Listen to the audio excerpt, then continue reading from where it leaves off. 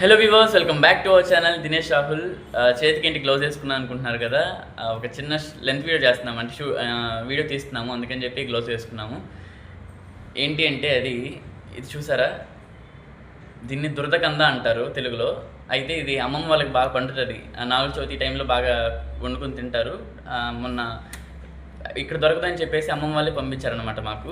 ఇప్పుడు మమ్మీ దాన్ని ఏం చేస్తుంది అంటే దురదకందతో పచ్చడి ఉంటుంది, అంటే నిలువ పచ్చడి చేస్తారు. ఆ పచ్చడి అయితే చేస్తుంది. ఇదిగోండి, పచ్చడి కోసం ఐటమ్స్ కావాల్సినవి అన్ని దగ్గర పెట్టేసుకున్నాం.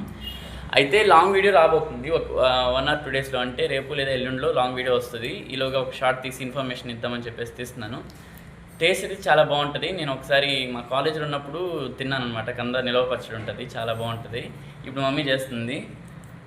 ఇది ఆ కంద. దీన్ని డైరెక్ట్గా ఎప్పుడు పట్టుకోకూడదు. వండినప్పుడైనా, దీన్ని క్లీన్ చేసేటప్పుడైనా, కట్ చేసేటప్పుడైనా డైరెక్ట్గా పట్టుకుంటే మనకి ఇచ్చింగ్ సెన్సేషన్ వస్తుంది, అంటే చేతులంతా దురద అవుతుంది. అందుకని చెప్పి దీన్ని దురద కంద అంటారు.